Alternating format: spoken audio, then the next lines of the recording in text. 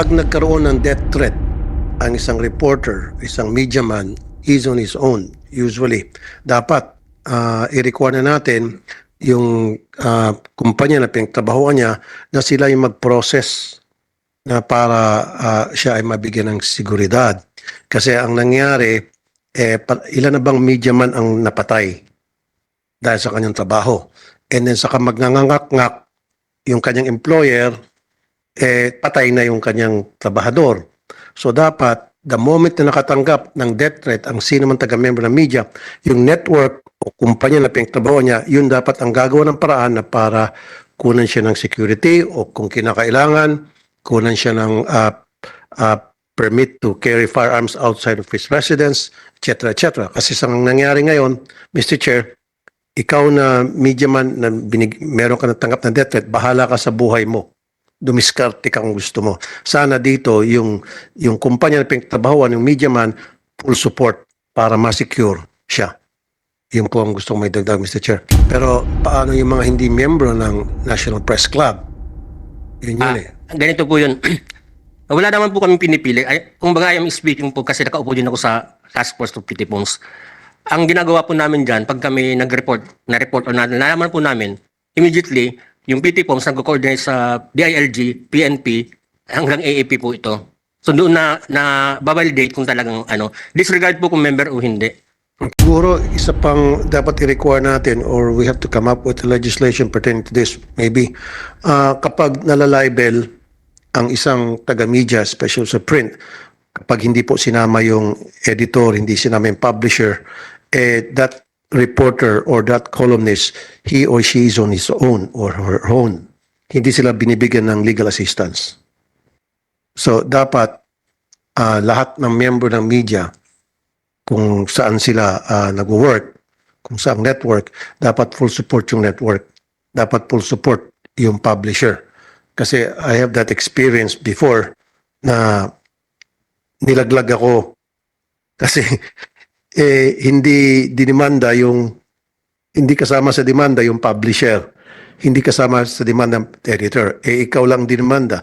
So bahala ka sa abogado mo. So may mga ganong situation. Siguro, before I ask my next question, the three giant networks may comment on what TV Senator and sa print yun, Mr. Chair. So dapat i-require na natin, pag talent ka at kapag dinimanda ka, dinimanda yung talent na yon, whether yung talent lang mismo dinimanda, dapat bigyan ng abogado, bigyan ng legal assistance.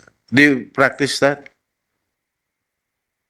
Mr. Chair, just to respond to the good senator and to the chair, for GMA Network, I can say because I'm head of litigation, I'm assistant vice president for litigation, that all instance of libel involving GMA personnel, we provide counsel, not just in-house, but we also have our external counsel here with us.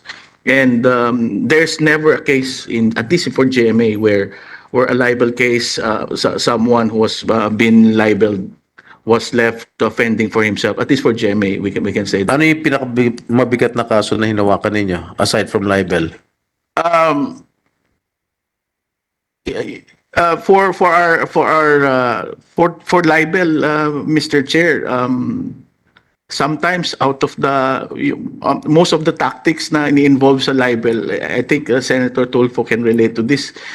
Minsan sa probinsya dinidemanda yung talent namin. So if you are a starting out reporter, ang hirap naman pupunta ka ng Kidapawan, for example, to litigate. So perhaps that could be an area where we can look into probably changes in the libel law, yung venue, kasi that's one way of harassing a media personnel, especially now that a media report is seen on the internet. So one common strategy is for you to file a case very far so that yung pobreng reporter will have to travel. What is referring to, Mr. Chair, yeah, I've experienced that, na taga Manila, yung media man based siya dito sa Manila, yung kanyang TV network or yung kanyang newspaper, and then yung magdidemanda sa kanya, didemanda siya Tawi-Tawi, sa Hulo, kung saan-saang lugar na lupalop, malalayo. At mahirapan siyempre yung pobreng reporter na pumunta doon, then nawawaran siya. Yun hanggang sa makulong. Why is that so? Bakit sa malalayong lugar dinidemanda? Mr. Chair. Tiga dun yung ano. Yeah, unfortunately, Mr. Chair, the venue for criminal action for libel is kung saan nabasa o na yung report. So, while it is logical for them to file it here in Metro Manila, of course, mas madaling maiharas ang media kung kakasuhan mo siya sa malayong lugar. Siguro, Mr. Chair, it's about time that we have to revisit that law and probably change it para naman maging fair sa, hindi lang sa mga taga-media, kung hindi sa lahat, even sa mga vloggers. Para masiguro na hindi maging harassment yung pagpapile ng libel or any case for that matter laban doon sa kinakasuhan. Kasi mahirap naman, papailang ka sa napakalayong lugar at masama ang masaklap pa niyan, there were instances na hindi alam nung pinailan na meron pala siyang kaso kasi tawi-tawi nga ulo. And then magugulat na lang siya, may warrant na, huli na siya di sa Maynila. And that happened to several people that I know. So that has to be changed. Especially sa mga reporter, sa mga taga-media. ABS. Mr. Chair, for ABS-CBN, the company supports and helps in the defense of the Do you anyone. provide legal counsel Yes, Your Honor. to those involved with Yes, libel Mr. cases? We do. How many libel cases have you experienced in your company? Your Honor, Ilan yung mga Since- nakasuhan ng libel? right now I don't have the number, but we have had several libel cases since way back 2006, Involving prominent personalities? involving Or, ha? Sino? GMA. Classmate ko po si Attorney Cruz, nagdedemandahan po kami minsan. Ah, okay. TV5? Mr. Chair and Senator Tulfo, we acknowledge po yung naging experience nyo. In terms of TV5, it's the same, sir. Our news team abide by the content that they provide to the public, sir. So we give legal assistance. I think in the last 5 years, we've had less than 5 or 10 libel cases. But So you provide legal counsel to them? yes, sir. That said po, I think meron din pong puwang para pag-usapan na sometimes you also take into consideration if there may have been violations as well by the talent or deviations from protocol.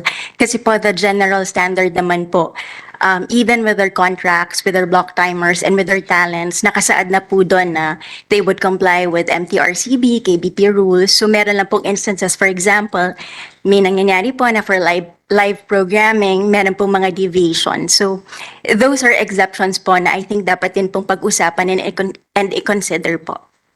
Okay, I just want to add, Mr. Chair, TV5 is okay kasi nagtrabaho ko sa TV5. Talagang well provided ako sa lahat ng mga pangailangan ko, legal assistance. Nakasuhan na kayo ng libel, di ba?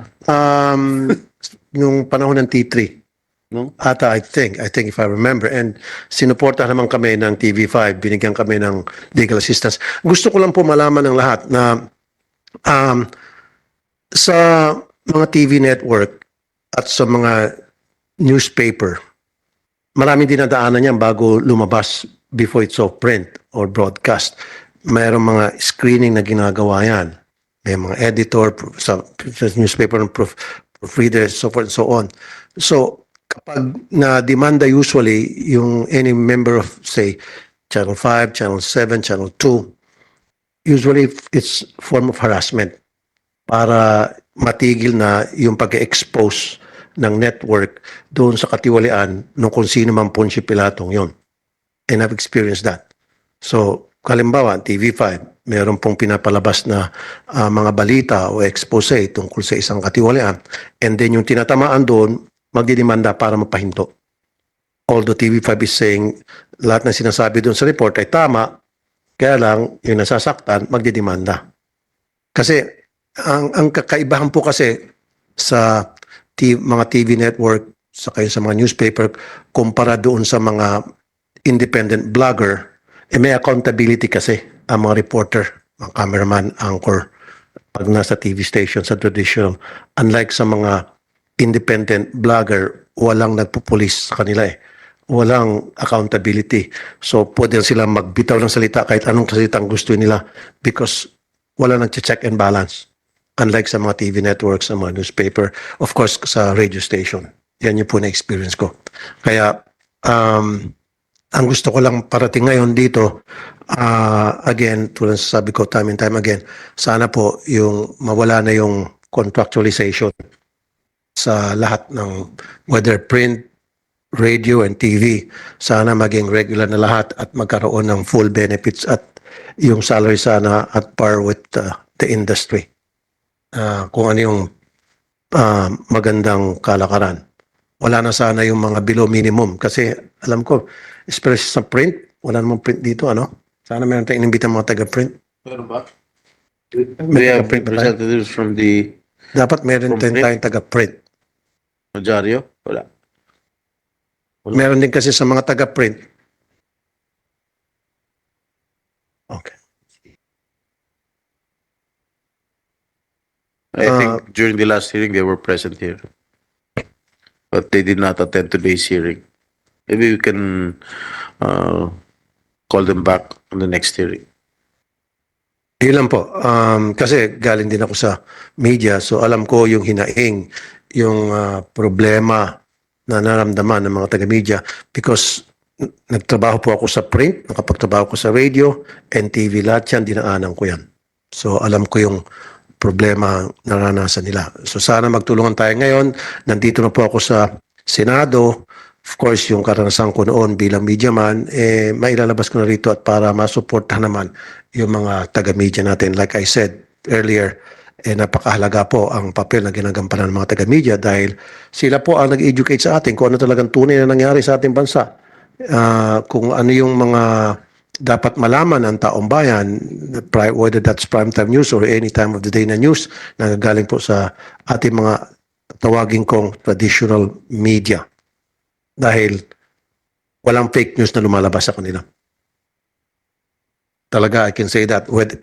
Regardless ko anong TV channel yan, I know that for a fact na pag yung regular, yung mga TV stations, hindi nagpapalabas yan ng mga fake news. Yung mga radio stations, TV and radio stations, hindi yan. Maging sa mga newspaper.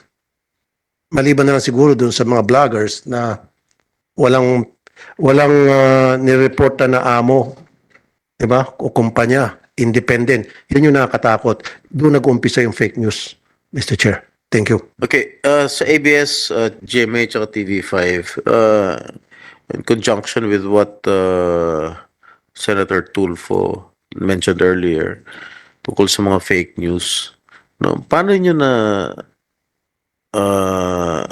hindi ba kayo nag-scrutinize muna ng mga news bago kayo mag-broadcast? Jimmy, Jimmy. Thank you, Mr. Chair. Yung pong proseso Kasi kunwari, Yes. meron kayo natatanggap ng mga balita, hindi naman kayo sigurado kung totoo, pinabroadcast nyo kagad o yung po kasing kalakaran for GMA, multi-level po kasi ang vetting ng news bago siya lumabas sa TV o sa online platform, meaning nagsisimula po yan by, of course, yung reporter pitching kung ano yung hawak niya. Pero, of course, yung reporter na yon will have to report to his program manager and yung pang mga bosses. And sometimes meron pa pong layer na merong mga editorial review. Ako po nakaupo sa ilang editorial board, minsan nagpe-preview po kami. So, mahaba yung proseso bago siya lumabas. okay. Meron na bang instance na kunwari merong mga well-known personalities o diretso na kita, mga politiko na nakikiusap sa inyo na wag ilabas to, wag ilabas itong storyang to kasi nakakasira sa politikong to. Meron bang mga politiko na nakikiusap sa inyo? Damage control. To be frank with the chair, may mga naririnig po kami pero hindi po direktang sa amin. Kaya ang nangyayari po Parang news blackout, parang ganun. usually naman po sometimes makatanggap ka ng sulat mula sa abogado nila na kung maaring i-hold muna pero ano po kasi Meron din ganun. meron po Pagkakataon. pero it never went to the level that we had to deliberately pause because we know that as a public franchisee obligasyon po namin na Pag magbigay. kunwari, meron nga isang politiko na nakiusap diretso sa inyo, anong sasagutin niyo? Halimbawa, ako. O huwag na lang ako dahil never naman ako nakiusap dyan sa mga ganyan. Halimbawa ako, bilang isang senator, attorney, baka pwedeng huwag muna ilabas yan. Ano gagawin ninyo? Lalabas niyo pa rin o into Sa GMA po, wala naman po kaming kinitil na balita. Yun lang po ang sagot namin. Salamat, Mike Enriquez. Alam mo, Mr. Chair, sa nangyari yan, alam mo, mayroong politiko makiusap. This is from my experience na kung pwede wag na ilabas, ilalabas pa rin yan ng network o ng radio station, pero both sides pakikinggan. Sige, yung ilalabas namin yung istorya namin about you, pero we will get your side para patas. Usually ganun eh. Wala pa akong alam na taga-media na just because sinabi ni politiko wag ilabas, hindi na ilalabas. Kasi masisira sila, mawawala yung credibility nila. So as far as I'm concerned, walang ganun na sa pakiusap ng politiko tumitiklo po yung isang TV network or radio station. ABS? Mr. Chair, unfortunately, I'm not involved in news production. So in regards to your particular question, I'm not in a position to answer. But as far as I know, ABS has a ethics manual for news. And one of the principles is a balanced news reporting. Alright. Mr. Chair, for TV5, I also do not have knowledge of those kinds of instances, but we also have a news code of ethics, so we stand by impartiality and integrity in terms of reporting. Alright. Okay, Mr. Thank you. Chair, let me add again, tungkol dun sa mga vloggers, baka ma-misquote ako. Marami ding mga independent vloggers na responsible. There are many of them. Now, although they don't report to a certain company, an entity, and they're just by themselves, independent, responsible pa rin sila. And that's why siguro it's about time na, I don't know if this needs legislation, na magkaroon po ng kapisanan ng mga vloggers sa Pilipinas or something to that effect, na para magkakaroon ng policing doon to police their ranks, na para maging responsable na sila, that they should be recognized by the government. Hindi yun sa ngayon, may kanya-kanya sila. Marami nga dyan ng mga vloggers na sumusunod sa Code of Ethics, tamang pamamaraan na para ilabas mo yung mga istorya mo sa social media. Pero meron pa rin talaga dyan mga guerrilla na talagang pag upak lang na without thinking of the consequence because walang nag-regulate sa kanila. And then bahala na kapag dinimanda o hindi. So, yun lang po. Again, ulitin ko, marami pa rin po mga responsible mga vloggers. Kaya lang, meron iilan dyan na yun ang sumisira na talagang wala nang sinusunod na patakaran. Basta tira lang ng tira. Thank you, Mr. President. Yun yung mga nagde-deliver ng mga fake news. Yun yung Mga doon ilan- nag-umpisa. mga ilan lang, ha? Yung ilan na. Hindi natin nila lahat. We're not giving a sweeping statement here. Anyway, the bills in our agenda today seeks to provide a flurry of benefits and ensure humane working conditions for media workers in the Philippines, which shall include, among others, hazard pay, death, disability, and medical benefits. May we know the existing benefits or coverage being offered for these workers? I guess itong tatlong media networks na naman ang kailangan sumagot.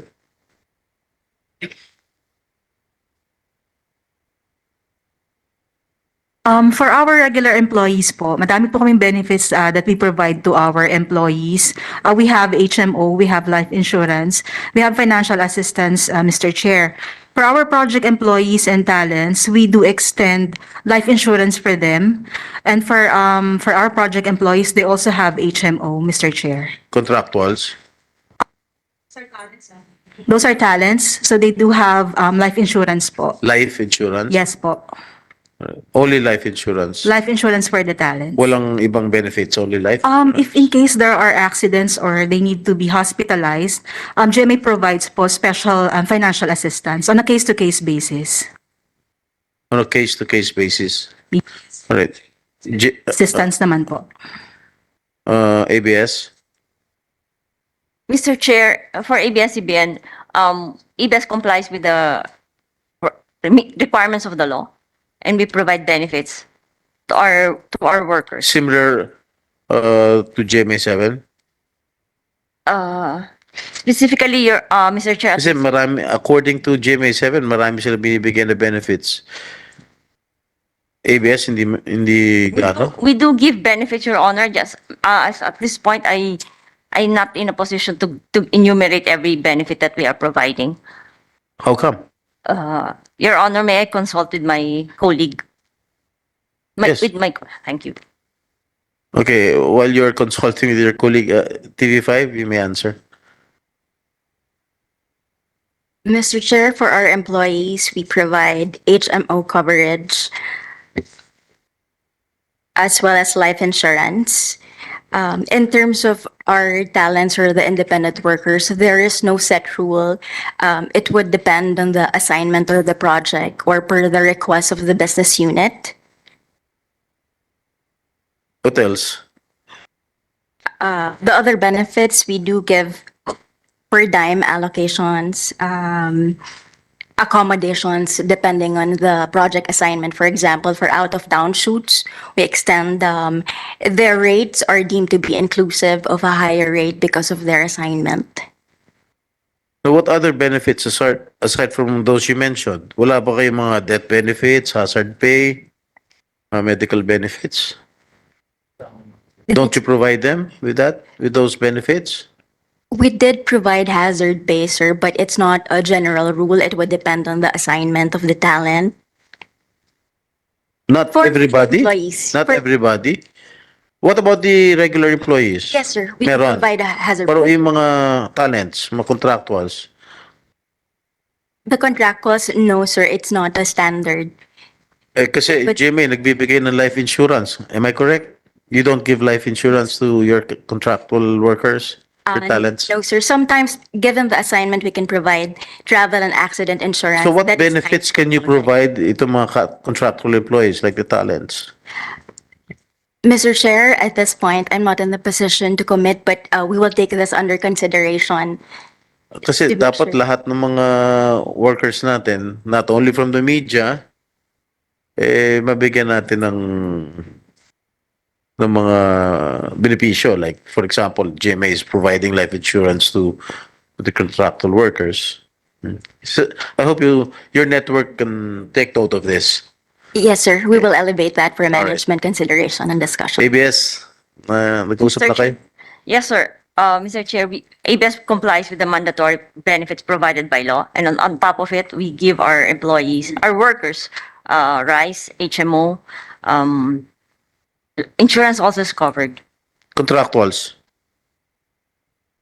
Contractuals, we comply with what is provided by law. We Like give what? Mandatory. At this point, What is provided for by the law? Mr. Chair, Excuse me. apo, lahat po ng manggagawa, empleyado, casual man, contractual man, regular o probationary, as long as may employer-employer relationship, sakop po ng minimum wage law, SSS law, Pag-ibig and PhilHealth. Ano mga benepisyo na pwedeng ibigay sa kanila? So kung covered po siya ng SSS, of course meron pong maternity benefits, disability benefit, funeral, sickness, lahat po ng Social Security Scheme benefit ay pwede pong Yung i-avail mga ng contractuals ba mayroong SSS? Apo. Mr. Chair, ang determinative factor po kung entitled o hindi, yung presence po ng employer-employer relationship. Kaya po nung sinabi ko po kanina na sa media industry meron pong mga manggagawa na ang tawag sa kanila ay talent, hindi po empleyado. And I think that is the beauty of the pending measure here. Kasi yung mga pending bills po would like to cover them para maging inclusive po yung coverage para hindi na po at the instance ng employer o ng station kung siya ay bibigyan ng mandatory benefits. So at present, Mr. Chair, wala pong batas na nag-oobliga sa mga employer na mabigyan ng mandatory benefits yung kanilang mga manggagawa na hindi po maituturing na empleyado. Okay, Mr. Chair, pwede pa lang ulit makasingit. Yeah, Senator Tulfo. Okay, isa pa sa gusto may dagdag sa iyo na ito. Kapag nagkaroon ng death threat ang isang reporter, isang media man, he's on his own usually. Dapat i-require na natin yung kumpanya na pinagtrabahoan niya na sila yung mag-process na para siya ay mabigyan ng seguridad. Kasi ang nangyari, ilan na bang media man ang napatay dahil sa kanyang trabaho. And then saka magnangangak-ngak yung kanyang employer, patay na yung kanyang trabahador. So dapat, the moment na nakatanggap ng death threat ang sino man taga-member ng media, yung network o kumpanya na pinagtrabaho niya, yun dapat ang gagawa ng paraan na para kunan siya ng security o kung kinakailangan, kunan siya ng permit to carry firearms outside of his residence, etc. etc. Kasi sa nangyari ngayon, Mr. Chair, ikaw na media man na meron ka natanggap na death threat, bahala ka sa buhay mo. Dumiskarte kang gusto mo. Sana dito, yung kumpanya na pinagtrabahuan, yung media man, full support para ma-secure siya. Yun po ang gusto kong may dagdag, Mr. Chair. Okay. You want to reply to what Senator Tulfo mentioned? With regard to the death threats of your employees, maybe you can provide additional security. Mr. Chair, Mr. Vice Chair, meron naman po kasing existing na protocol within GMA kung merong ganyan. Meron po kaming head ng Administrative Services and Security. Pero ano po very far and very far po yung at saka matagal na po yung mga may huling death threat sa GMA sa awa ng Diyos. So pero kung meron man Pero meron kayong po experience? matagal na Bihira. po yun. Bibihira Bihira. po. Matagal related po sa sa mga crime beat na kino-cover nila usually. Wala bang representative ng radio stations dito? Wala. Ikaw? Sa National Press Club, Mr. Chairman, allow me if I may. Kasi po dun sa in partnership po tayo ng PT Poms, pag kami death threat po, kami natatanggap or any other na reporter namin, kino-coordinate po namin sa PT Poms. PT Poms, Presidential Task Force on Media Security. And then sila na po nagbabalidate, sila na rin po ang nag-coordinate sa local police. Tapos lumulubog po sila dun sa region or locality kung saan nandun yung death threat na ganap. Ganun pong ginagawa namin, NPC and sa PT Poms. Thank you, Mr. President. ABS, do you have any experience na magkaroon ng death threats ang inyong mga empleyado? Your Honor, I'm not aware of any of our employees having received Walang kaso. Wala pa kayong kasong nahawakan ganan. Your Honor, at actual receiving of death threats. I'm not aware of any. TV5? Wala. None, sir. Alright. Okay. Mr. Chair, kadalasan kasi yung mga natanggap ng death threat, yung mga taga-radios, mga radio broadcaster sa print. Yung magandang sinabi ni Mr. Abasola, that's very encouraging. Pero paano yung mga hindi miyembro ng National Press Club? Yun Ganito po yun.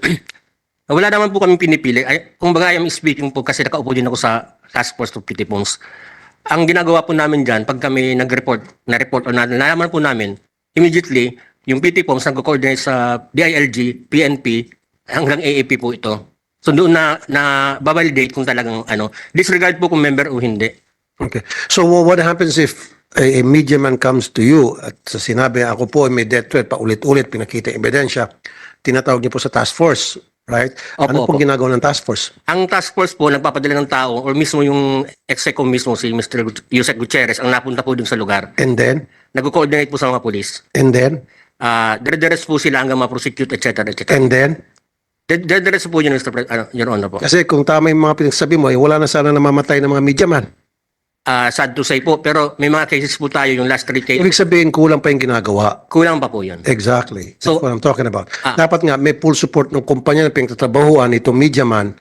Kung ito'y TV man, yung TV network, yung radio network, kung print man, kung sino yung publisher na yun, full support Opo. papakita. Kasi in some cases, and I've been there, na the media man is on his own. Pag meron siyang death threat, na ginagawa yung trabaho niya, na nag-benefit naman yung kanyang kumpanya dahil sa kanyang expose, tumaas yung ratings o dumami yung sales ng dyaryo, and yet kapag meron ng death threat si media man, iwanan siya sa ere pagdating sa pagbibigay security. Sana man lang, ibig sabihin na tatawag sa PNP kung kinakailangan bigyan ng seguridad itong media man. Siyempre, of course, there should be a thorough investigation kung talagang may death threat siya. at bakit siya nagkaroon ng death threat. Kapag nakita na talagang may kinalaman sa kanyang work at malinis yung ginagawa ng trabaho and yet may death threat siya, dapat full support ang company. Kung kinakailangan, bigyan siya ng private detective na ibig sabihin security guard na to secure him na going to work and going home. Yun ba yung ibig sabihin? And kung kinakailangan, tutulong yung network o yung kumpanya o dyaryo na mas makunan siya ng permit to carry firearms outside of his residence. Yun ang ibig sabihin. Kasi sinasabi mo, reporting lang, hanggang reporting lang. Eh, meron pa rin mga namamatay. Kasi puro reporting lang nangyari. Nasa process po kasi ngayon ng organizational yung PT POMS. Ano naman po kasi yun lahat naman invited doon. Sa Hindi, paigtingin nyo pa po yung sistema nyo, sir, Apo. na pagbibigay protection doon sa mga kabaro ninyo o sa mga kasamahan ninyo kasi it's not good enough. Kulang pa po. Kulang pa. Okay? Thank you, sir. Although, maganda po yung mga sinabi nyo, it's, again, like I said, it's encouraging pero it's not good enough. Thank you, sir. Thank you, Mr. Abasola, sir. Thank you. Again, the three networks, no? We know about the employment status of some industry workers. They are on a contractual, consultant per project basis or talent, and some do not receive minimum salaries. Kasi sa news gathering namin ngayon, meron pa rin nga dyan, per story or per article lang ang bayad, no? Katulad yung mga sa print, no? Minsan, 100 o 200 lang binabayad sa mga nagsusulat, no? Regular na pumapasok. Regular pa rin sila pumapasok. And yet, they are exposed to, what do you call this, precarious working conditions and do not have any security of tenure. At nakasanayan na rin ng kultura sa newsroom at entertainment industry ang magtrabaho ng mahabang oras. Minsan, nadideploy pa sila sa malaking lugar without any insurance at maliit lamang binibigay na allowance o minsan wala pa nga. Marami rin kumpanya ang delayed magpasahod at meron din empleyado maski na ilang taon na nagsilbi ay hindi sila nakakatanggap ng benepisyo.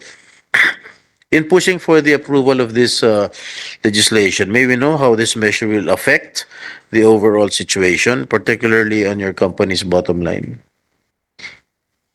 Can anybody answer my question?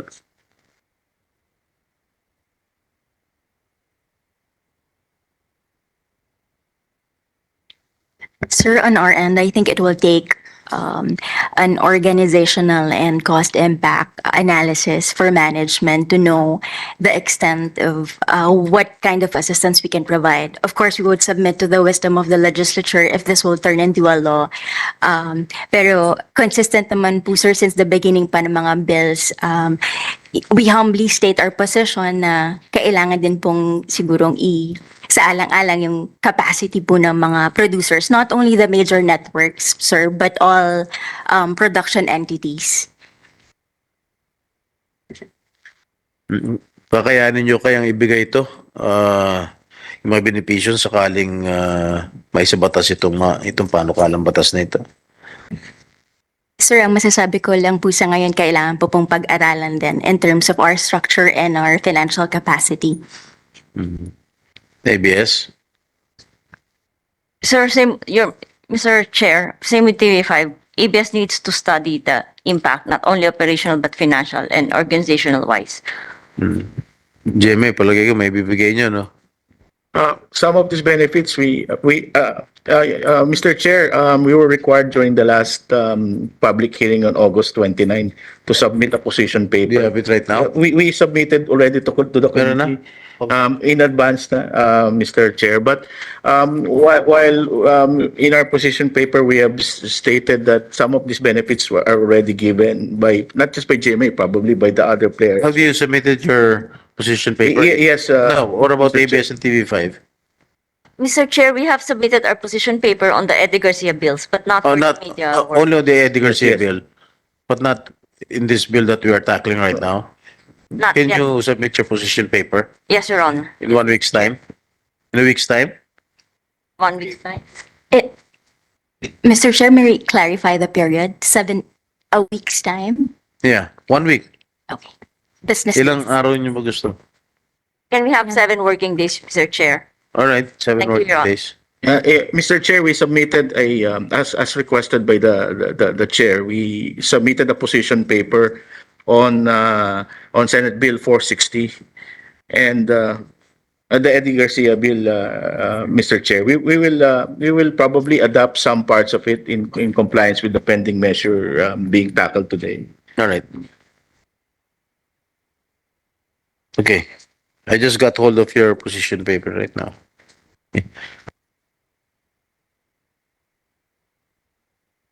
Villanueva. Mr. Chair, may concern lang po ako. I-segue ko lang po ito. Okay po yung mga benefits na yan, lalo na po yung health card. Pero yung concern po namin, bago sana humantong doon sa pagkakasakit nung manggagawa, ang tinutukoy ko po yung kultura sa media at entertainment industry na normal lang yung sisigawan, yung verbal abuse po, yung mumurahin, ganun po, sabihan ng GAGO. Gusto po sana namin bigyan diin na higpitan yung kultura dito na dapat ma-penalize yung mga gumagawa ng gano'n kasi sa kultura, sa industriya po kasi natin, parang nagiging normal na po yung ganung verbal abuse po. Yun lang po, Mr. Chair. Verbal abuse from whom? Sa mga manggagawa po, for example, Sino pong nagbe-verbal abuse sa manggagawa? Sa for mga TV example network? Are you talking about TV director, network? yung director po, gano'n. Well, wala akong alam dyan. Meron din mga instances sa mga from artista mismo. Ganun po. Ano yung sinasabi mo? Mga sinisigawan ng direktor? Opo, yung Direktor pa lang sigawan. namin yun. Pag hindi kami marunong umarte, talaga sisigawan kami. So, yun. Normal lang yun. Pero Normal lang sa mga direktor yun. kasi po, Mr. Chair, yun po, Ano pag take 10 na? naniniwala kami na Sa negatibo, nung araw, negatibo pa yun sa amin eh. Mahal yung negatibo per real eh. Eh ngayon, ano na eh. So kung halimbawa take 10, huwag ka pa rin sigawan. ibig mo Kahit naantala na yung shooting, umabot na take 100, okay lang, wag sigawan, wag pagalitan. kasi po Mr. Chair, naniniwala kami na may epekto po sa mental health yung mga ganong kultura po. Hindi, ano ba yung nirereklamo mo? Ano yung Yung palabasit? halimbawa po, yung director mumurahin yung cameraman pag nagkamali. Hmm. So sa tingin po Ano, experience na namin yun. Oh, ano pa? Hindi yun po, lang pang cameraman, pati mga artista nga, sinisigawan eh. yun po yung Pati mga superstar nga, sinisigawan ng mga direktor.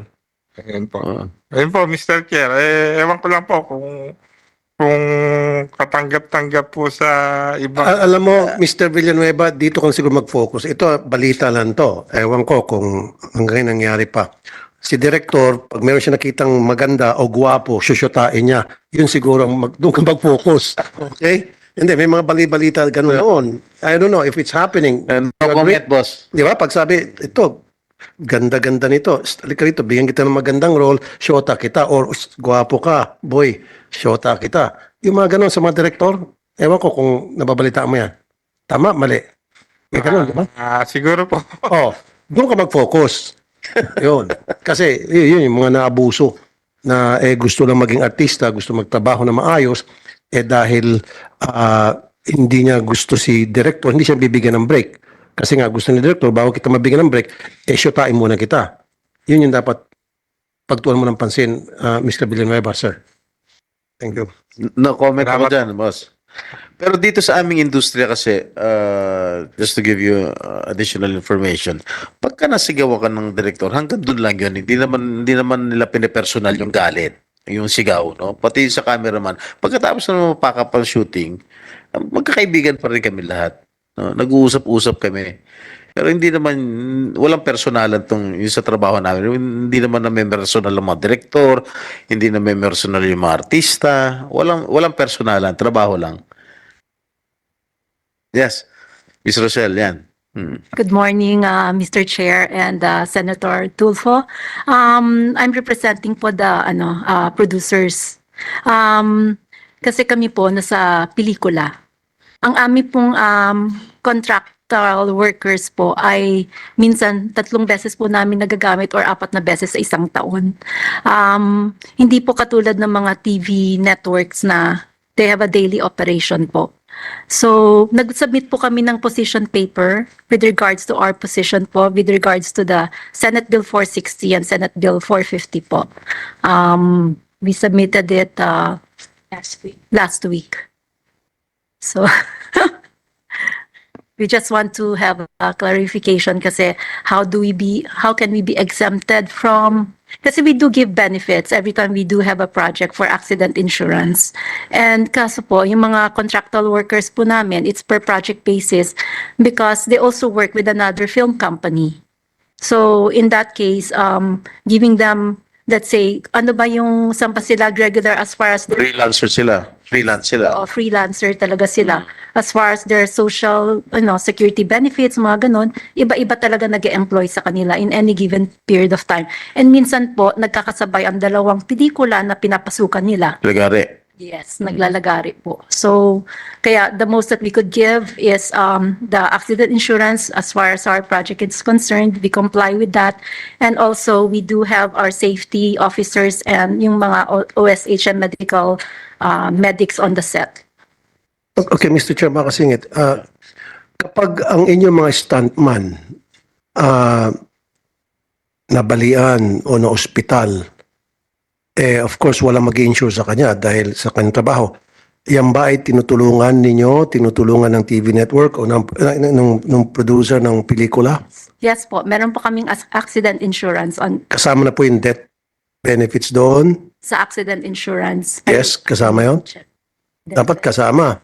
Kasi Yeah. pinatambling-tambling niyo yung stuntman, Yes. tapos ginawa niya, tapos may nangyari. Hindi sagutin. Dapat sagutin niyo. Yes. Pati kahit na pag-hospitalization. Yes, we do. Okay, kahit na habang siya ay nasa ospital, hindi siya magtrabaho, dapat meron siyang benefits na tatanggap. Meron, wala. Dapat meron. Yan ang Kung wala, That's gawin yung like- meron. disability na po yun. Exactly. Kasi mga stuntman, hindi namang regular yan, di ba? Talent mga yan. Yeah, but we do get them from an agency. Hindi nga, kaya nga, halimbawa yung isang stuntman, pinatambling-tambling nyo, pinalundag nyo sa mataas na building, nabalian. Ngayon, syempre, nabalian siya, nasa ospital siya for 1 month, hindi siya makapagtrabaho. Dapat meron siya natatanggap na benefits hanggang habang siya ay nasa ospital. Unemployment benefits ang tawag noon. Meron ba? Disability insurance. Kaya nga, meron. We don't have disability. Dapat you should have. Kasi pinatambling nyo siya, binigyan nyo siya ng instruction kung anong gagawin niya at para gumanda yung labas ng pelikula, and yet, nung madisgrasya siya, at 1 buwan siya sa hospital, nakatenga at hindi makapagtrabaho, iwan niyo sila sa ere? No. Dapat sagutin nyo rin yun. Total, kumikita naman yung pelikula nyo. Hindi na po nga. That's another thing that we need also to look at the economics of the movie industry right now. So far po, since po after pandemic, Hindi nga po kasi kawawa nga po yung stuntman di ba? Nadisgrasya siya na hindi niyo kagustuhan on both sides. Ngayon, 1 buwan nga po siya. Yung sa example ko, 1 buwan po siya nakatenga sa ospital o nasa bahay. So, breadwinner po siya. So, sa 1 buwan na yun, yung binayad niyo sa kanya na fee, kinain na po nung nasa loob siya ng ospital. Ngayon, 1 month siya sa bahay, nagpapahinga, walang trabaho. Siya yung provider ng family. Saan siya kukuha ng kita? So, dapat doon kayo papasok sa eksena para i-provide yung gap na yon. Yes. You see what I'm saying? yes, I know what you're saying din po. And also, we'd like also to seek the help of the agencies like Social Security or PhilHealth also in that point, wherein to educate also the independent contractors to be able to enroll themselves into these benefits that are being offered by the government. But I do understand clearly where you're coming from, Senator Tulfo. Thank you, ma'am. We'll take that Yeah, into I think, consideration. Thank you po. Yes. Thank you po. if I may butt in, this is one of the topics that we discussed during the dinner hosted by Senator Robin. I think this was brought out to me by one of the actors concerned. From GMA7, si Ruru Madrid, he intimated to me that I think the stuntman, I think he's doing some action scenes dun sa GMA7. I think he was more concerned about the plight of the stuntmen working under GMA. Maybe not only under GMA, but as a whole. He intimated to me the problem na wala yata mga insurance itong mga stuntmen na ito. And I think we will tackle that when the time comes sa Eddie Garcia bill again, probably next week. Okay? Okay, any other inputs with regard to the Media Workers Welfare Act? So we can, Mr. Generoso, Alvaro of Centro. Yes, Mr. Chair, thank you for the opportunity to speak. No?